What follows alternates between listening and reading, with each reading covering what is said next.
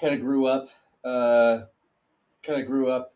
I would say like further away from kind of like the main city centers, kind of in more rural areas.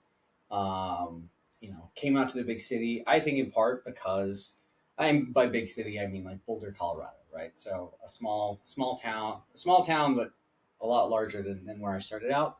Part of the reason why I was able to get out here, do this, was the internet. I was kind of, I think, my parents started with not AOL, the one before that, Juno or something like that, and I don't know, just the ability to see what other people are doing outside of kind of like the immediate area around me, and find out about jobs and meet people making art, etc. That was always really, really.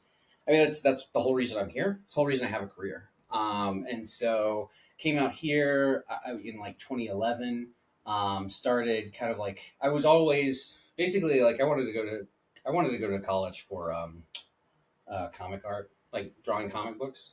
Dad, I think wisely said, you should, you can stay artistic, but maybe look at something that has a little bit more immediate, um, immediate, I guess, like ways to support yourself. So he kind of pushed me towards commercial art, which is like a way of saying graphic design, which turned into web design, which turned into kind of like as the industry sort of matured, turned into UI design.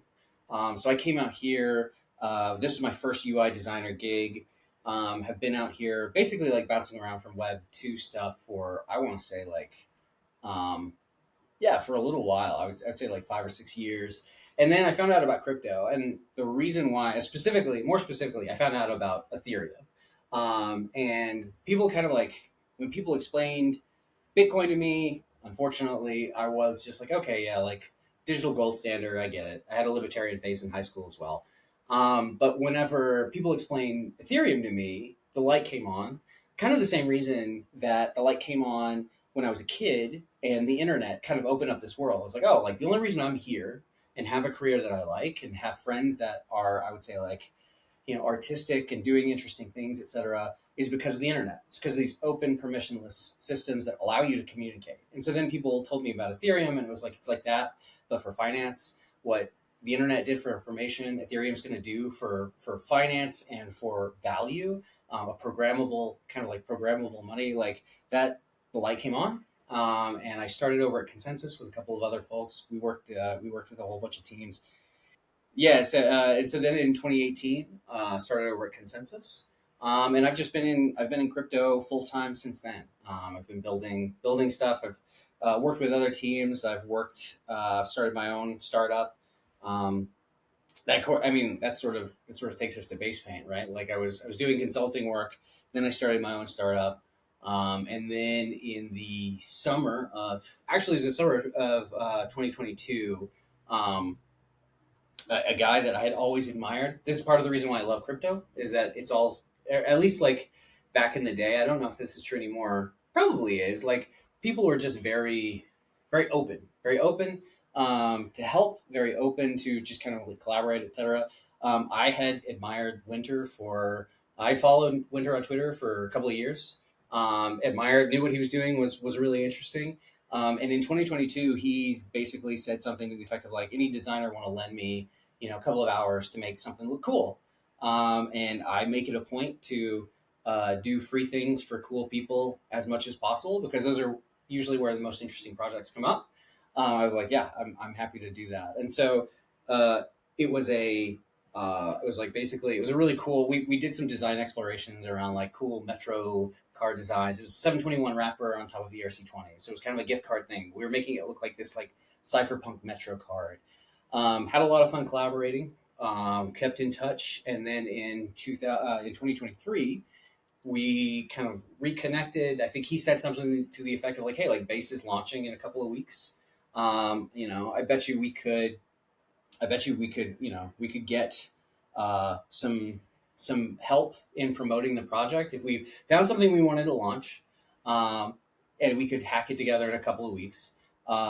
I bet you we could, get some help in promoting it and get some people using it, and it'd just be a fun experiment. At the time, Reddit's Our Place was just wrapping up, and so that was top of mind for me. Not because I do it, but because my wife does it.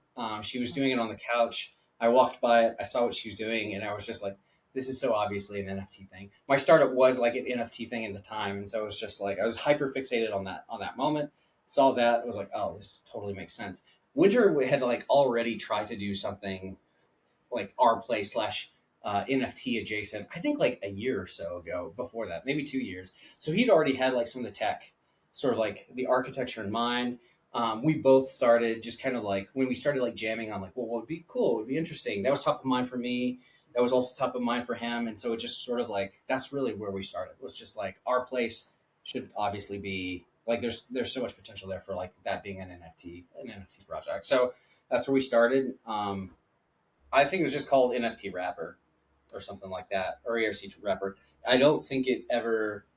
I don't think it ever made it to production. I don't think it made it into production. We just had some cool designs, and I was added to a Discord. He had like another friend who was like interested in continuing it, and then it just sort of like fizzled. Basically, we found that like, and to the exception of Nader, who's kind of like come in as like this sort of like who's come in as kind of like a co-founder.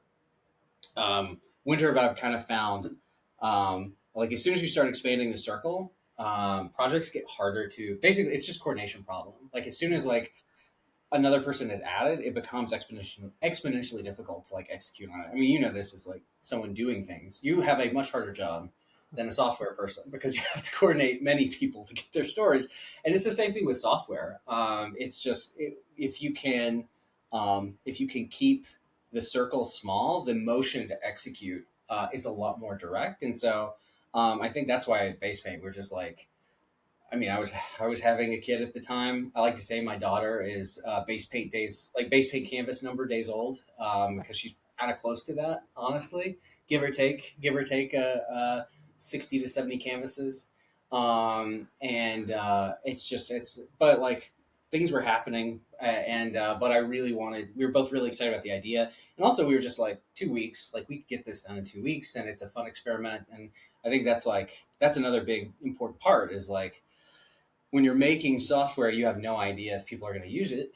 And so the danger is like it has to be perfect, which means that you just like keep it kind of in development, kind of hidden for a long time. And I think that 2 week kind of forcing us to do it over those 2 weeks is it was helpful just because like we could be as ambitious as possible, but then we had to like fit all of that sort of like all of those like unique token economic whatevers and all this. We had to like fit it all into like this 2 week sprint that we were doing. The extent of my knowledge was I said like our place makes sense, right? He's like, dude, I've been trying to do our place. Like that makes so much sense to me.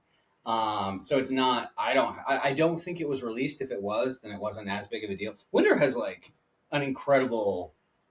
I followed him for years, right? Like there's a reason why I followed him. He's had like some really fascinating projects that come out. I think it's really interesting. As an artist, you know the this you can't control what hits, right? And so you can have 50, 60, 70 projects behind you, and then you get like the one thing that like people kind of grab hold of. Winters has like some incredible projects. I don't know if our place, if his previous attempts at our place happened, but you should totally talk to him about that because I think I know he tried to do it. I would say it's just kismet, right? Like the decision was made to launch on Base because Base was launching, right? Like it was an opportunity. I think like one of the in crypto, one of the things you kind of realize is that it's very hard to make your thing the main thing. You have to like find something that other people are doing, and then understand how to kind of like look at like kind of like the momentum in the market, and then kind of like yes and that momentum with the direction that you're interested in exploring. If you try to just sort of like make a thing and then put it out there and then expect everybody to like immediately spend 30 minutes reading the white paper and understanding what it is, etc. Um, I don't know. That's a lot harder. That's a lot harder to win. I've seen guys win it. I've seen people put things out and make their own momentum, but it's really hard. And so, yeah, I mean, Base was launching. We had, I think Winter had a connection with Jesse. And so he was just kind of like, I'm pretty sure we can get on the radar. And Base wasn't what it is today, right? Like it was, and you have to remember, Coinbase before Base, Coinbase was having. I'm trying to think of like the right way to put this. Coinbase, it wasn't just like an obvious thing that was going to succeed, right? Like Coinbase had launched an NFT market that didn't necessarily set the world on fire. Layer two, like it just kind of like it seemed like a layer two that was going to be interesting. Jesse seemed like a good person. It seemed like worth trying out, and the fact that they had so much distribution, it was just sort of like this is worth experimenting on.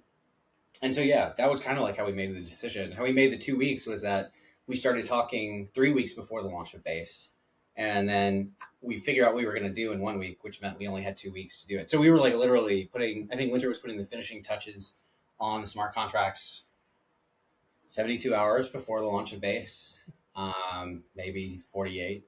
And we were the day before we had a test contract up where the canvas turned over every 15 minutes. And so we basically just like asked as many people as possible to just like try the stuff out. And we were, we were painting, we were doing new base paint canvases every 15 minutes the day before just to test it out and make sure everything worked end to end. So yeah, that was kind of the scramble to get things ready. And then, I mean, I can talk a little bit about like the 2 week sprint. I am so Winter is just kind of like a genius in terms of everything. It's just like a full stack genius, kind of. In fact, that should be his bio. It's just full stack genius. He's good at smart contracts. He's good at kind of like the middleware. He's good at the front end.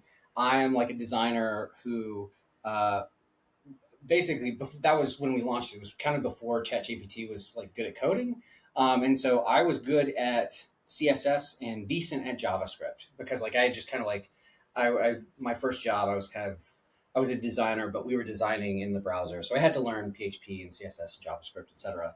So that first week, we basically split it in two. We said like, okay, Zach's gonna do a good enough brand.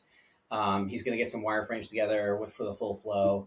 While we're doing that, Winter's gonna start sketching out the smart contracts and get kind of like the middleware stuff in. Then we're gonna meet at the end of the week, review the brand and the UI flow, make sure everything aligns with the back end, and then move into the front end. And I think Winter got the front end stuff done maybe he got it done in like the at the end of the first week. And so then I came in and basically did like once my design sprints were done, then my front end sprint started, and then I just did like polish for the rest of the week leading up into launch. So I basically it was a very I would say like wireframey implementation, and then just kind of like continued to polish it while Winter like figured out the hard stuff of like actually getting it to work. Yeah, yeah. I can show you the Figma. So basically, what we did was we had three or four ideas.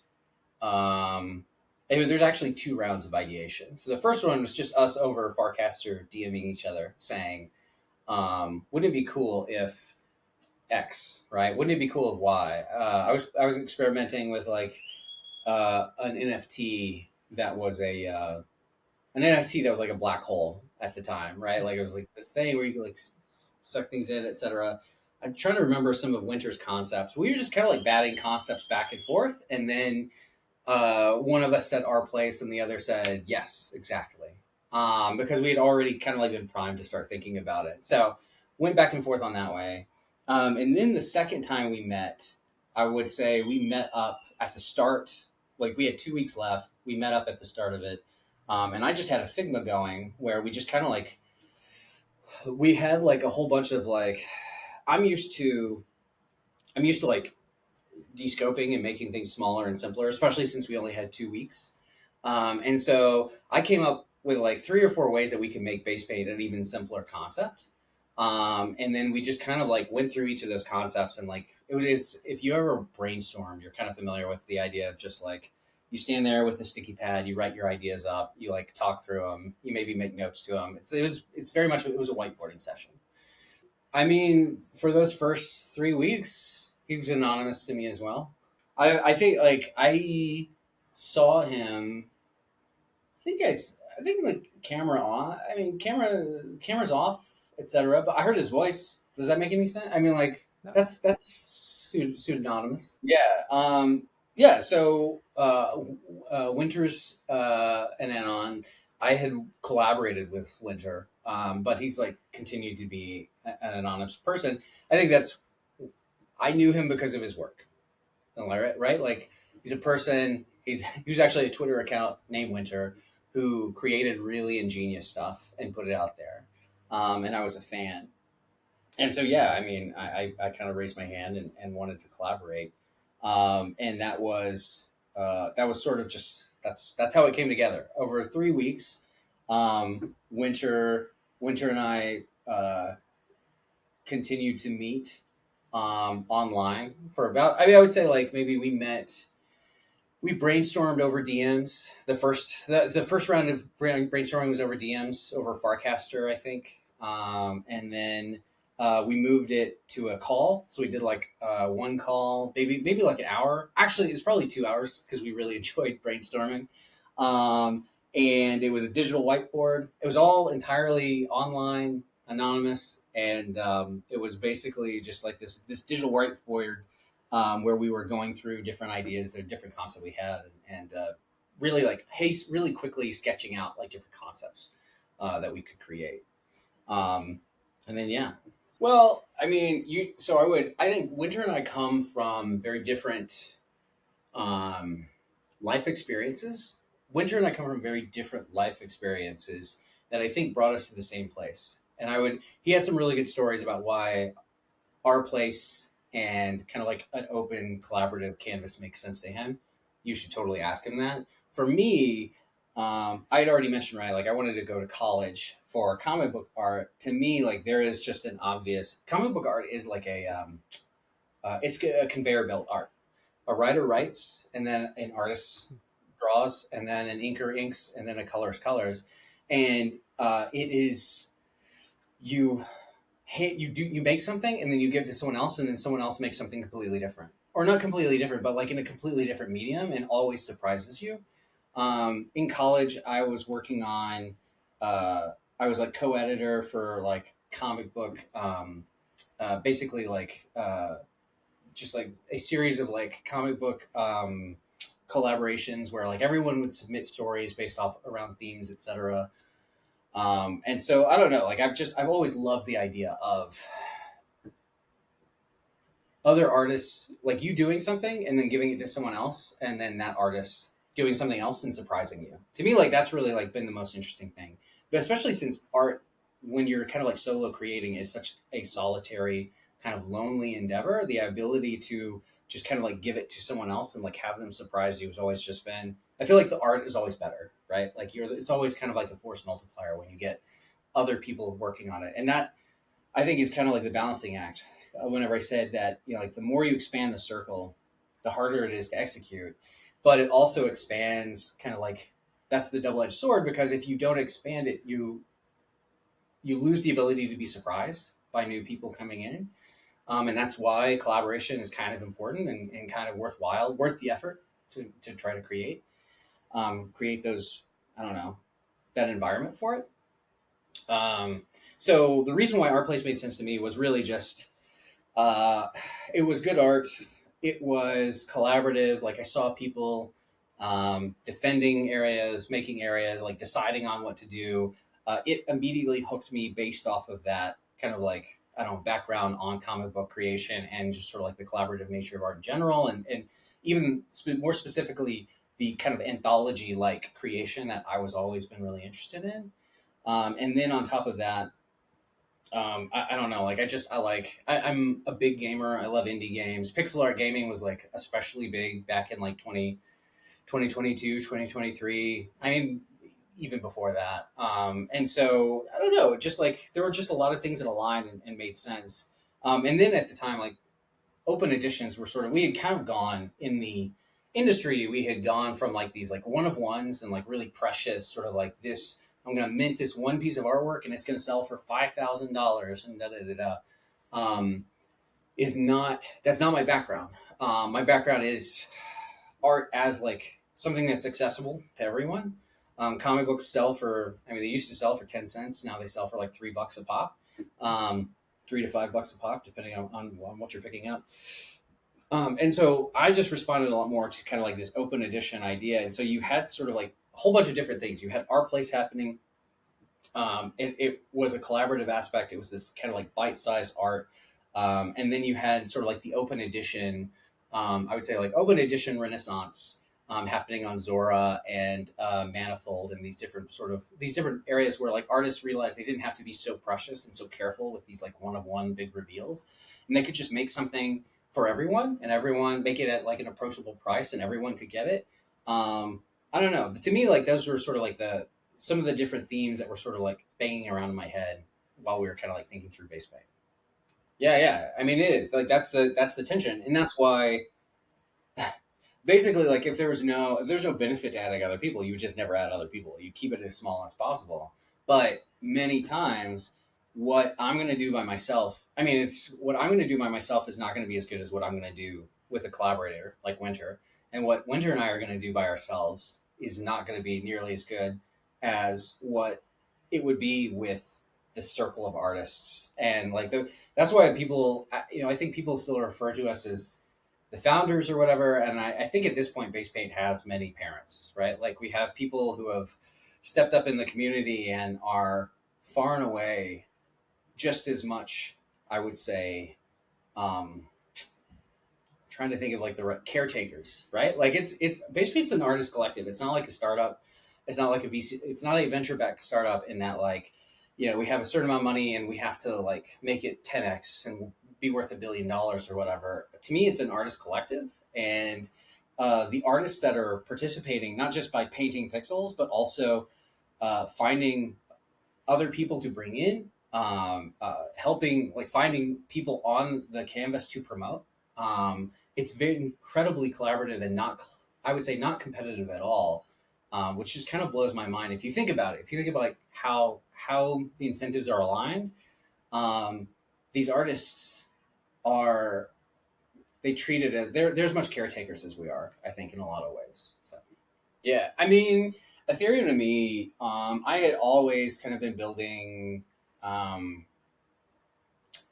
I'd always been building kind of like not hacker. I'm trying to think of the right word for it. I would say like I just like the idea of building things that other people can use without permission, right? And the idea that when someone explained to me that like Ethereum was just a computer that ran on a whole bunch of different computers around the world, and anyone could deploy software to it that you could then access and run. Um, that's where the light bulb went off for me, because I was like, oh, that's that same permissionlessness. It's an email server that anyone can access, anyone can use. Is really really cool.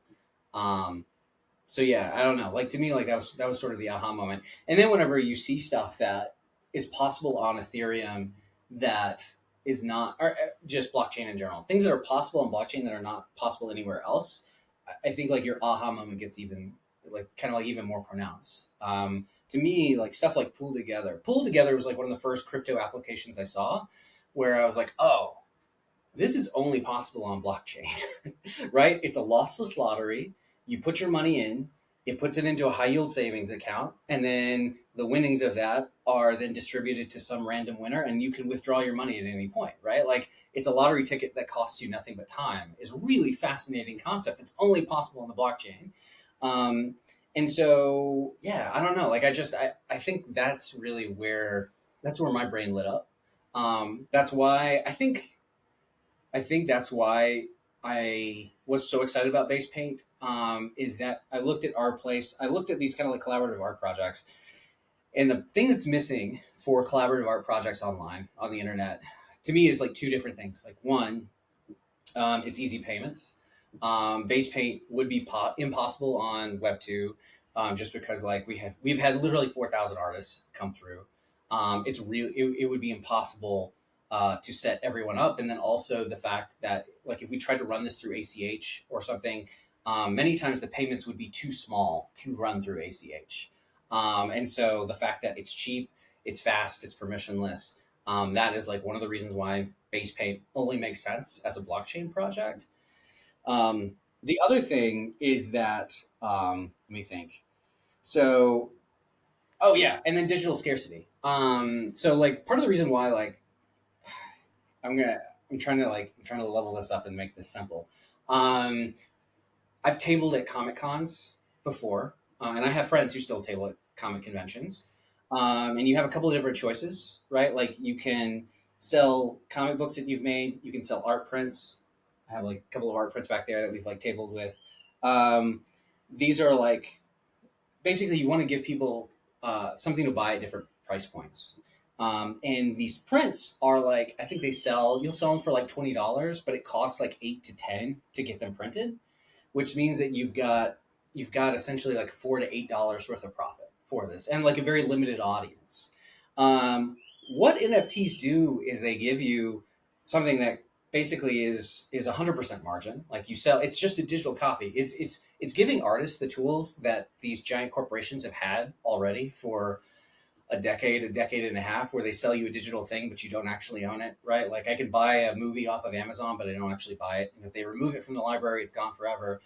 An artist now has the ability to make this digital thing, and it's a one of one, and people can't just copy it infinitely. It has kind of DRM baked in, that has 100% margin, and also has like far cheaper financial rails, so they can price it at whatever they're comfortable with, and not at whatever makes sense from like a credit card perspective. So those are kind of like that's me getting into the weeds, but that's why it made sense to me when I saw our place and some of these other projects, why NFTs and blockchain like so obviously makes sense, and why it's kind of like I think important to start experimenting in that direction. Are those two things? It's kind of like the baked in DRM and the one of oneness of it, as well as like the payment rails. And to be clear, I've only done it like once or twice. I have friends who do it like every weekend. So I'm not, but yeah, it's a comic convention. It's really the only way that I would say it's one of the ways that you build an audience. So if you're just starting out, how are people going to find you? You can post on Instagram, but like it's really hard to cut through the noise on Instagram. And so another way to do it, a lot of folks do is go to a comic book convention. They sell tables for like $100 a pop. The big ones sell for a lot more than that, but like they'll sell you $100, $200. Like you will get like I would say like just kind of the table that you sort of you think of like a fold up table, and then you print off all of your stuff and you put all your stuff there and you just sit behind a table, and then people file in and out at the comic book convention, and some people stop at your booth, and different people have different things like different price points in mind. So some will want to buy a comic book, most don't. Most want to buy like just kind of a pinup or some art that you've done. And then yeah, so I've done that a couple of times. I've written comics and written comics. I've gotten to again collaboration. I've collaborated with a couple of really amazing folks who've done comic books, and I've tabled at conventions for those comics that I've written. In the states at least. I mean, yeah, there's smaller comic book conventions that are like I would say fan run. So they'll like rent out a hotel. The one that I was at was like literally in a hotel. They rented out like one of the convention rooms in the hotel, and they just like set up, you know, I'd say 50 or 60 tables, and then artists come in and comic book stores come in, and a whole bunch of people just kind of like come in and like set up all their stuff, and then let people look through it. It's really cool. I mean, I wish they do it more. Honestly, there was my favorite Comic Con lasted for 3 years here. I mean, it's the audience is small and shrinking, unfortunately. My favorite Comic Con here lasted for 3 years, and then basically COVID killed it. But it was when it was going, it was incredible because it was called DINK, Denver Independent Art and Comic something DINK. But it was like they would bring in basically it was no movie stars. Like basically Comic Cons have sort of been just kind of like taken over by like movies and media, right? And so they had a rule. It was like no TV shows, no movie stars. You can get that at other conventions. That's fine. We're not saying that's bad, but like you can get that at other places. And so they brought in like, I mean, they brought in like the Hernandez brothers from Love and Rockets. They brought in like Zach Howard from Airboy. I can't remember. Anyway, they brought in like so many like cool independent comic book creators, and then from there, like you kind of get like the three or four like I don't know indie bands that people recognize, and then you get in. I mean, I'm sure it's similar to a music festival, honestly. Then you fill in the rest of it with like a whole bunch of like indie comic creators who maybe don't have a following. And so my wife and I, we would just like we would set aside our budget. We'd just be like, this is our Christmas. Let's go buy some art from people that we've never met before, and like let's like discover some really cool stuff. And we've found so many cool artists from that. Sorry, that's like just credit card stuff. ACH and yeah, like basically just traditional financial rails, right? Like credit cards, ACH, like any sort of like value transfer in the states. Um, just it wouldn't work for the size of transactions that you're looking at with I think on week two we kind of met. We had the final meeting as we were ramping up into launching, right? So as I had said, week one uh, of the 2 week sprint, week one we were designing stuff, we were building stuff, we were getting kind of like the flow correct, the brand correct, etc. Then we met at the start of week two, just look at everything else that was left to do, and then kind of like make some decisions in terms of like yeah, just like how we were going to launch it, etc. And I think I told Winter, I'm just gonna be happy if like 100 people use this at a certain point, right? Like I'm just gonna be. It was just like I had very low kind of expectations, not because I didn't think it was cool, but because not because I didn't think it was cool, but just because like at the time, uh, this was like very close to the FTX explosion. The thing that was kind of taking off at the time were just like random influencers on Twitter, like tweeting a contract address and people dumping money into meme coin rugs. And it was just like, it had very, I felt like we were trying to build something interesting in like the wreckage of a burned out casino. It was kind of like how it felt. It was just like, there was nothing but, it was nothing but a casino at that point. Or it just felt like the things that had attention were casino-ish, and the casino was on fire, and everyone was just kind of running on fumes. And so I told Winter, I'm like, I'm going to be happy if like 100 people use this. So we built it, and like I said, the 24 hours before Winter deployed the smart contracts, we were the test smart contracts. Can you hear my kid? Because she is screaming. We Now I hear. okay. So anyway, what we were doing was we had like the 24 hours before we were doing these 15-minute canvases. So you would let anybody in, anyone could mint a brush. It was test net everything. Just like help us test this out. I think Winter even like posted like help me test out my project.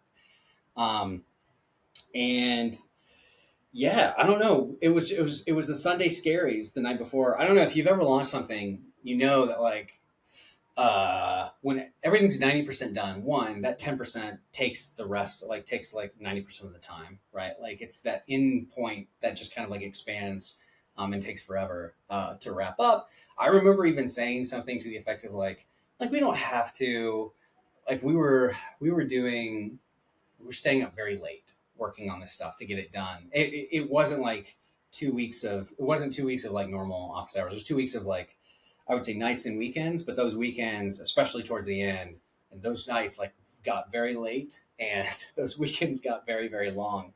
And I think I even remember telling Winter like, "There's no reason to like kill ourselves. Maybe we push out the launch by a week or something like that." Winter's like, "No, we can get it done. We need to get it done. We need to launch it." And there's always just like kind of those scaries of like you're getting up to the point where you're just like you're about to pull the trigger and people can actually like start interacting with the project. And it was there was I don't know. I always get a little stage fright. I think is like the best way to describe it. When you get ready to launch something, when you get ready to show it to the world, you just kind of start getting stage fright. Um, and we pulled the trigger, and I just remember I was at I was at my work at the time, and I had it up on this screen, and we had the live cursors going, and I just like basically like kept it up all day, and just like kind of saw like these new people like start to paint, and like I think you had people come in on the chat. You had something I probably forgot was like leading up to it. Winter and I cold messaged like all of the artists that we knew from our from either like artists that we respected or artists that we had worked with, and just said like we're launching a thing. Could you please, we'd love for you to just like kind of try it out, right? Like if you get a free brush, here's a free brush. It's got more pixels than the average brush. Like just like paint something cool, and then like this is how it works, etc. And so we started seeing that, right? Like I think Meshup was like one of the first one. Mex was one of the first artists on day one. I'd have to like look, but like we had some really amazing artists just kind of like come through the front door. Base like kind of tweeted about Base tweeted about us. I think Jesse even tweeted about us as well. And so we had more and more cool people like start coming through the front door, and then um, we also had like our artists that we had like recruited kind of painting as well. Day one happened. It was really neat.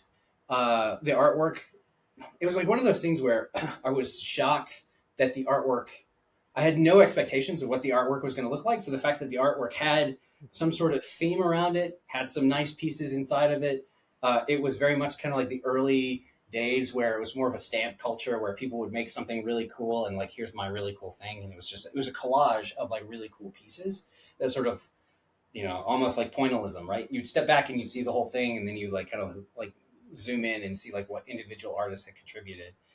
Um, and then uh, to their credit, Base had Brian Armstrong mint day one. That caused a dog pile of a whole bunch of other people minting day one. I think that's still the largest mint. Our day, like the largest mint for Basepaint was day one on Basepaint.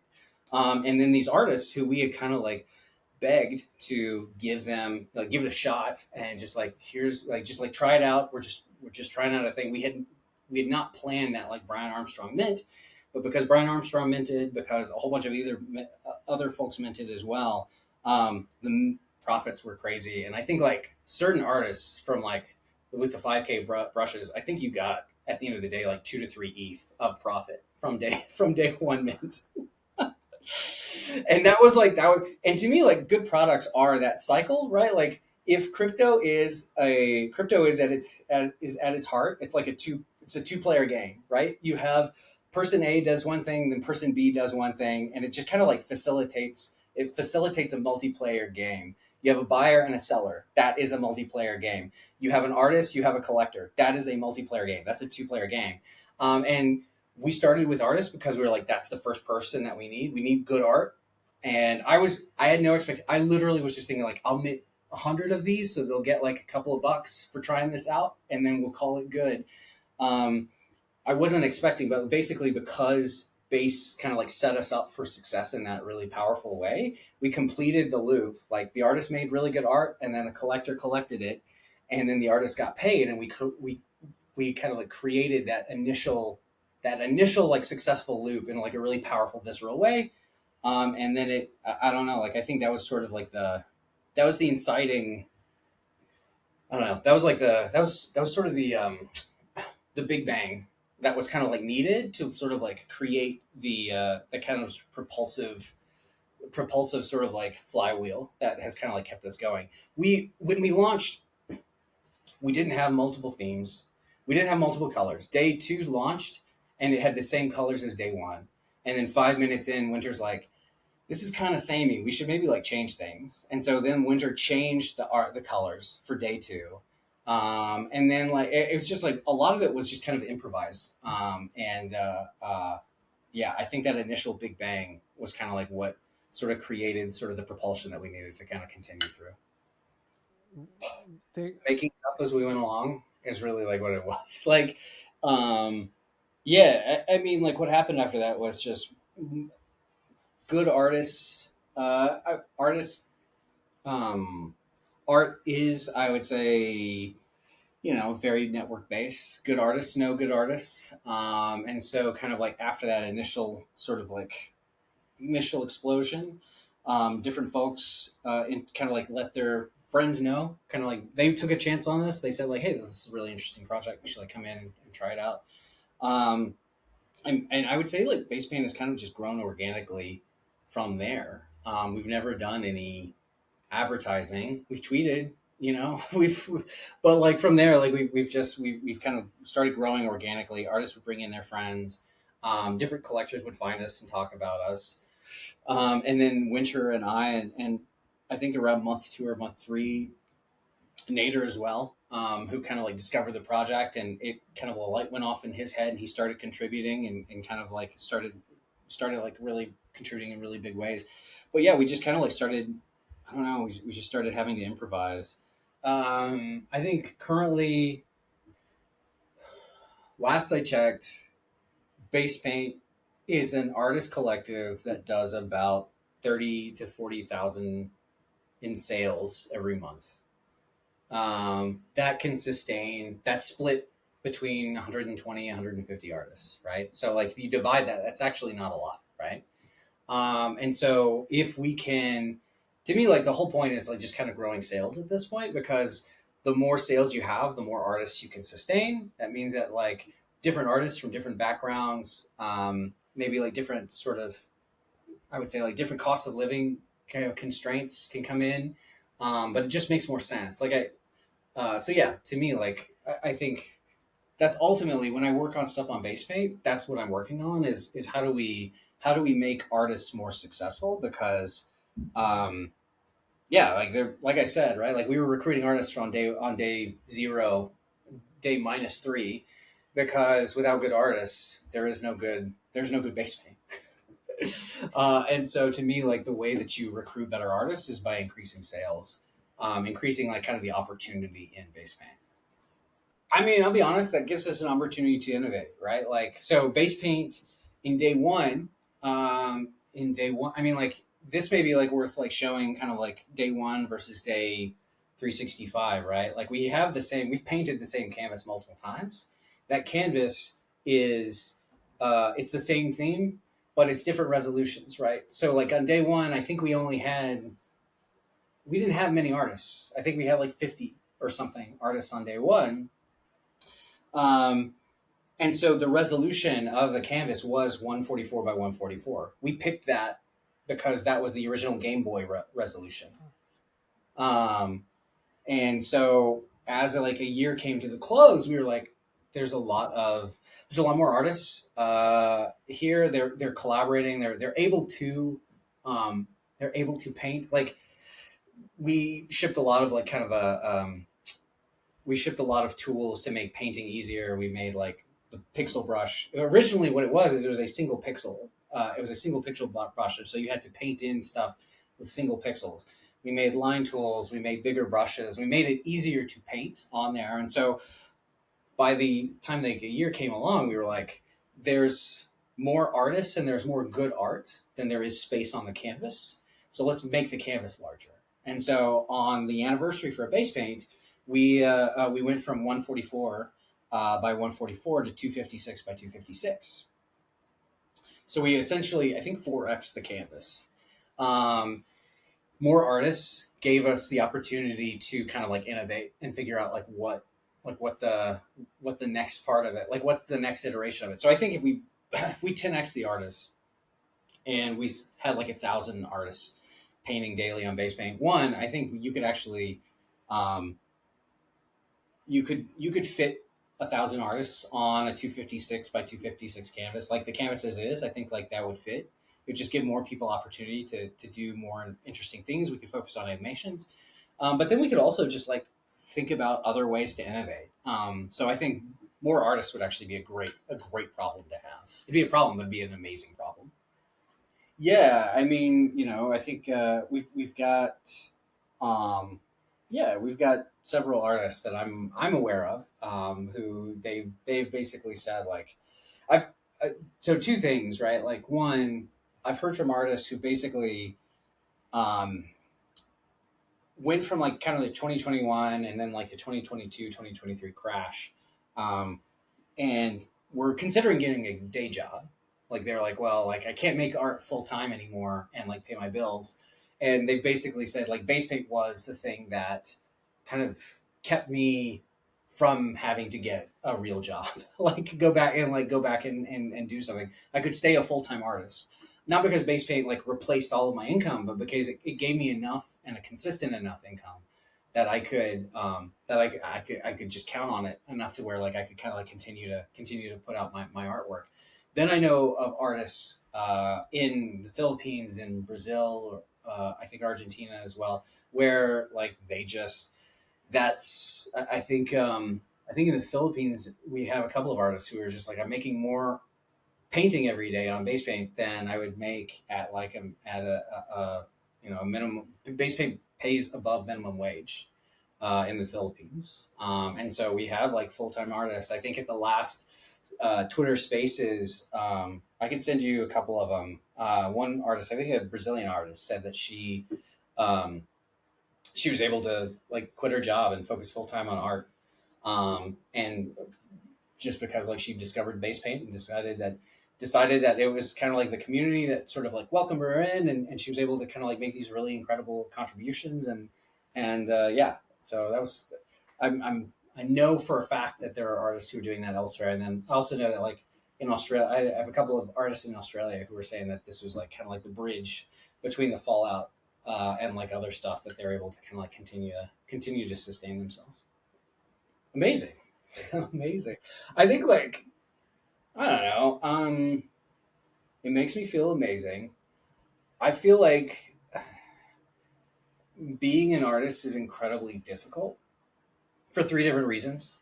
First off, you're putting yourself out there. If you're making your art versus, I kind of draw a distinction between like art and like craftsmen or artisans. Like, because I've been like I'm an artist, but I'm also a designer. A designer is employing art. At the kind of like at the behest of like some sort of like some company, right? Like they need something. It's like corporate art. It's like I need this to look nice and pleasant, or I need this to work well, etc. It's not. It's not like an expression of myself. So I'm not like putting a lot of myself out in like kind of like the interfaces. Um, Actually, I am. That's part of my problem. But like, ideally, you're not supposed to put yourself into these like kind of like corporate art pieces, right? Um, Whereas when you make something that's entirely yours, you're basically taking a huge risk on something that you believe in, that you only see in your head, like, and you're asking other people to care about it, which is an incredibly brave pursuit, just kind of like from an artist's perspective. Um, so it's really hard there because you're putting a lot of yourself into something that 9 times out of 10 people don't care about it in the way that you want them to, or they don't receive it, or they don't even pay attention to it. Two, everything has been commoditized up until this point. And so it's like, I mean, kind of like in musicians, I feel like it's kind of the same way, right? Like CDs were a better deal for musicians than streaming was. You maybe have a larger audience worldwide than you did kind of like growing up, but like there's $10, $12. I know people who make a lot more on Bandcamp than they make on Spotify. Technology has only ever depressed the wages that you could predictably make as an artist, um, and I don't know. Like it's just like to me, like the ability to make something that in a really small, humble way um, makes life better for the artist, gives artists an ability to make something for an audience that they wouldn't normally have, but also pay them something for it. And I don't know. That's really meaningful for me. Absolutely. It very rarely does technology and software make their lives better. This is like one of the ways in which it has, and I'm really proud of that. I'm probably unreasonably proud of that. That we've kind of like always put the artist first. I mean, it's cool. I don't know. I'm still, for better and for worse, I'm just like still so nerd sniped by this. Like it makes so much sense to me. I wish we saw more project. To me, like I wish we saw more projects that focused on like the things that like only you could only do in blockchain, right? Like Pool Together is interesting because it's a lottery that only works on blockchain. Basepaint would only work on blockchain. There's like a bunch of really interesting projects that would only work on blockchain. Um, but I want to see a lot more. If I had infinite time and resources, that's what I would do. Is just like spend like okay, like what else can you do on blockchain that you can't do anywhere else? Because it's a community computer that anyone can publish to. Like what else? Like let's grow. What other common goods can you create where more is sort of value accrues to the people participating? I don't know. I think it's probably three different things. One, I think they like the project. Um, we know this to me is like this to me is kind of like the hard this is a hard question to answer because I've talked to collectors and the reasoning are just like all over the map. You have people who love the project because of the project. They are they own CryptoPunks and autoglyphs and like all of these others, and they have kind of like this. They have this idea in their head that, which I think is probably accurate, that like digital art is probably going to be a meaningful thing, and they're looking for these kind of like early breakthrough collections to kind of like add to their vaults and kind of the provenance there. Um, you have folks there. You've got folks who um, like supporting artists and just kind of like believe in creators. I think like Jesse to me is like someone who falls into this bucket in that he wants to support creators very much, like very similar to me in that like he wants to support creators. He thinks creators like on chain creativity is kind of like how we grow on chain and like the economy of people using this kind of incredible world computer. And they just want to like directly support artists. Minting a base paint canvas is kind of like one of the more direct ways that you can support an artist, similar to like in the same way that you would like table at a convention. I give someone $10 and then I take a print. Like that is money in their pocket. That's not going anywhere else. And it's kind of the same way with Basepaint. And so people who want to directly support artists, there's people who, to me, like those are kind of like the two primaries, and then you maybe like have a secondary where like collecting is just kind of like a big thing. People like having more of like if people like a thing they want to have more of it, and then if you can kind of like break it up into these kind of like interesting buckets, people will kind of like start collecting those. So we have like different series within base paint. So like we have like a city series where we have like people make canvases celebrating like a different a city like Paris or Tokyo. Some people have kind of like these um, some people have sort of like I want to collect all of the cities, or I want to collect the first year, or I want to. There's just kind of like they have like these different sort of like I like this type of base paint canvas and I want to have it, whether it's like within like a certain set or whatever. Um, I think those are probably like the three types of collectors, like the ones looking for like provenance, the ones looking to support artists, and then the ones who have like kind of like a I don't know, like a thesis or an aesthetics thesis or like a year thesis or something that they want to kind of complete. I mean, what do I think about it? I think that I never expected base paint to go 10 days, much less 100. And so it's really hard for me to wrap my head around it. I mean, like we're at what, day 753, 754, something like that. And so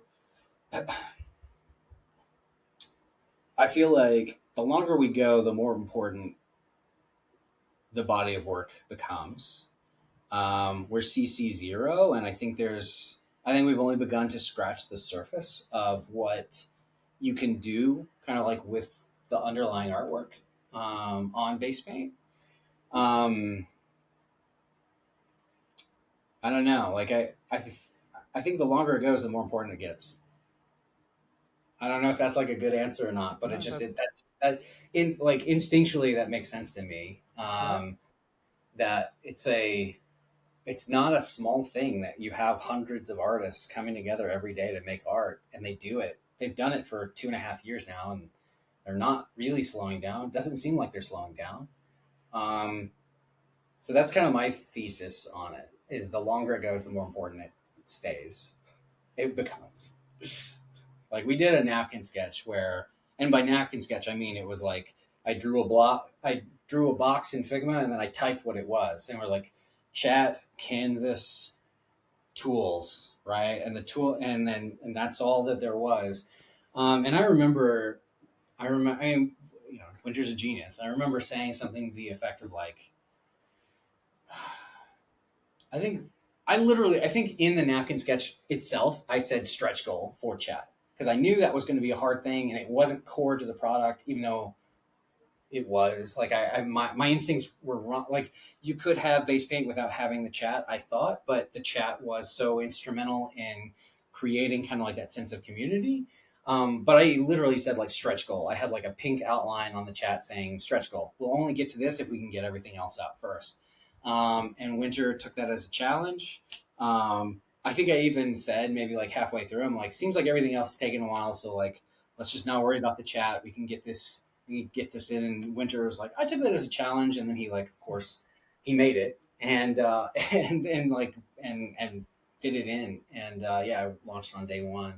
Um, and I do think it's one of the. This is like part of my core thesis on why crypto hasn't taken off in the way that like I think some of us, like the people who are like excited about the world computer, the reason why it hasn't taken off is because crypto is like just inherently antisocial. The first thing you hear as a normie is here's your private key, don't tell anybody what this is. And then the second thing you get as a normie is here's an address, don't tell people what your address is or you're doxxed and they know how much money you have, right? And so when you ask people where they found out about the internet, people will say, "Oh, I found out about the internet at my library, or my grandparents, or my friend had it, and I got to play with it over there." Like there's a way to be able to like play with it and like understand the value of it. Crypto, for better and for much worse, in my opinion, doesn't have that, or at least it didn't. There's no social aspect to it, or at least there wasn't kind of in those days where like there's no commenting. It's just like it's a very solitary sort of thing. And so to me, like I think the fact that you gave people something to start like chatting and hanging out with and like kind of creating a social layer on top of this piece, I think is like one of the reasons why it has continued to be as sticky as it is. Yeah, it's real. I mean, like it's it, we've like I don't know. I mean, I don't know if you saw the. Do you see the W Place thing that's happening right now? Yes, I was gonna ask you about that. Yes. Yeah, I mean it's such it's really cool that our artists kind of like came together and like kind of took Basepaint. I think that's one of the things that excites Winter and I the most is seeing our pixels break out and go somewhere else, whether it's physical things. This documentary, really cool. Really excited about the documentary. Really excited. People have made like physical aspects. I don't know. Remember? I don't know if you were there, Taylor. Like one of the OG artists, like put it on Times Square, right? Like one of our canvases were like up on Times Square one day, and it's just cool to see like base paint kind of exists in this sort of like 256 by 256 square, and then seeing people sort of like take it and like see it sort of like spread elsewhere is really really exciting. And one of the things that our artists did was they made a really cool base paint canvas and then put it in W Place, which is also inspired by our place, as like a way to let people know that there are other projects out there. Um, and yeah, I don't know, like the knee jerk anti NFT, anti crypto reaction is crazy to me. And it's really interesting to see them use the same, basically, like, on one hand, I understand it. Like I said, I think, like, previously, one thing, technology rarely makes artists' lives easier. I mean, it does kind of in certain ways, but in other ways, it doesn't because it increases access, it depresses wages. It just it has made people's lives kind of like consistently more difficult. Outside of stuff like Adobe and Final Cut Pro, I would not want to be working with Prismacolor markers and like acetate and whatever. Um, so kind of like so I get kind of like the suspicion that a lot of artists view emerging technologies with. But it's also really interesting that, like, to me, one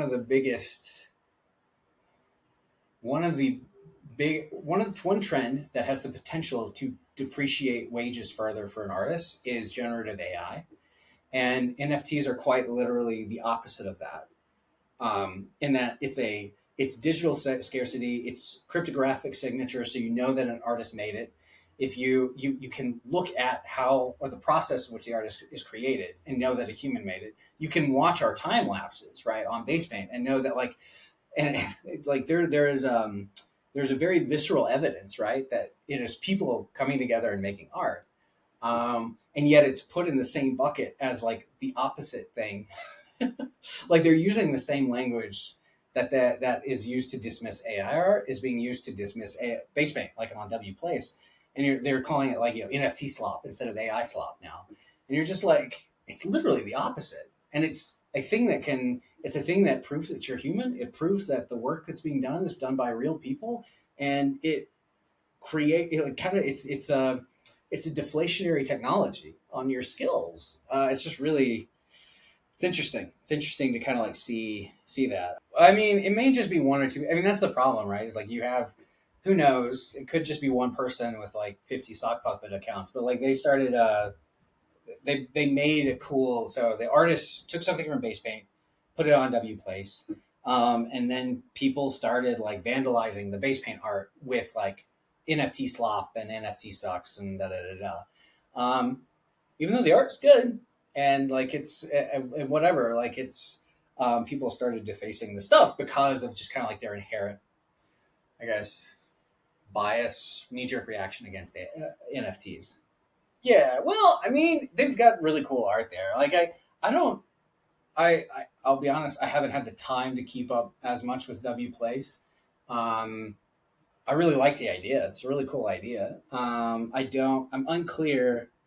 Um, I'm unclear like what the vision is from like the people who made it. Like how they're gonna continue. I'll be honest. Like I don't know how they're gonna monetize it, which unfortunately is like that is kind of like directly connected to the longevity of a project. Like you can only pay $300 versal, out of pocket so many times before you're like, man, maybe this isn't worth keep like continuing to go. So yeah, I don't know what their plan is to kind of like keep it going. I mean, no blockchain, no. I mean, like, we're lucky in that we have this square to moderate. They have an entire globe. Like, how are you going to do that? Reddit's done it before. Like they've done it in a way that doesn't require sort of material compensation for the mods. But I don't know. It seems like a really hard problem to solve. Yeah. We'll see what happens there. Yeah, I mean, like to me, it's been incredible to see. It's been incredible to see the evolution of the art. Like I think to hook this into the previous conversation, right? Like chat shipped on day one. People started hanging out. People started talking about what they wanted to draw.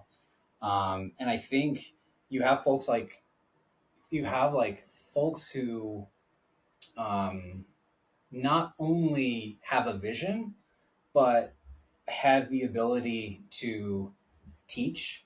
So people like Jude, like Crypto Moogle, like Creamy, these are folks who like not only are good art. It's like one of those things where like making good art and teaching others how to make good art are two completely separate skills. They're very different skills. Like a great artist does not necessarily mean that they'll be a great teacher. And we're really fortunate to not just have really good artists, but really good teachers who sort of stepped up and started shepherding the community.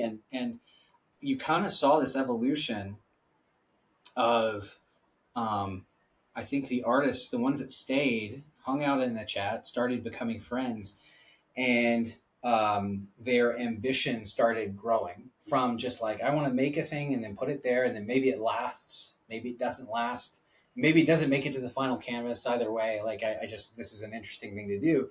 They went from that to being friends with the other artists, and then kind of the scope of their ambition grew from like I want to do my thing to I want to do our thing. Basically, my thing became our thing. And I think that to me was like one of the really that's like the seed of why the art kind of continues to get better and better. Is because kind of like as artists show up, as they continue to collaborate, they really um, they start having kind of like a shared sense of ownership on this artwork, on this like kind of like 256 by 256 canvas, and um, as you see I think like basically I just think that like artists are ambitious people by nature, right? Like the thing you did yesterday, like the thing you want to do today, you want it to be 10% better. I've heard artists say about base paint, like some people have said like, well, they can't all be masterpieces. They can't all be bangers. And I've heard artists say, yeah, but we should try, right? Like we should at least try to make every art a master, like every day a masterpiece, which blows my mind, right? Like that's an incredible amount of ambition to approach a daily practice. Is everyone should be better than the last one. And so then you have like these amazing artists who've kind of like stepped up, who have a vision, but also have the ability to teach. And so you just kind of like you have nascent artists upskilling. You have artists who have the ability to shepherd other artists as they kind of like understand what pixel art is and how to make better pixel art. And I think all of that comes together into this shared sense of ownership. And you've kind of seen base paint canvases transition from, singular my little stamp, my little part, my little 500 pixels that I've painted to our masterpiece for that day, which I just think is really, I think that's probably like the main reason why the art just keeps getting better. There's like some amazing side by sides. We like repeating themes occasionally just so that we can kind of see, kind of like in the same way, you know how Picasso, like you'll see people put side by sides like Picasso self portrait at 15, Picasso self portrait at 60. And like everywhere, like you'll see them like kind of like lined up in between. We do repeated themes so that we can kind of see how the art, how the artists, like the art collective, has sort of like changed and grown and matured from like from day to day or theme to theme, which I just think is really cool. I love putting our first day was called On Chain Summer, and it had 4 colors, 5 colors, something like that.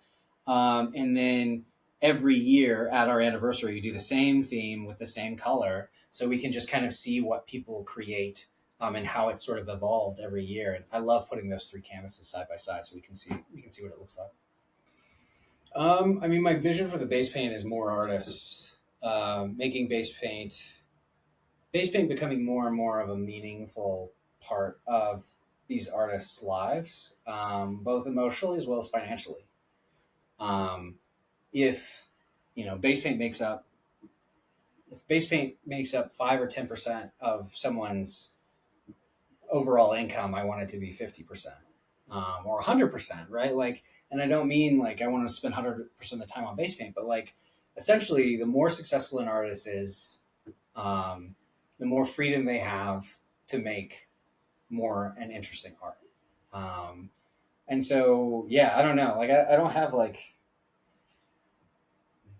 I've been asked by people, like, what's the vision for base paint? And I think like what we're looking for is like a vision for like, when you talk to like someone who's like founded a company, they'll say like, company X is the primary place to go for YZ, right? Like you kind of have like the company becomes dominant.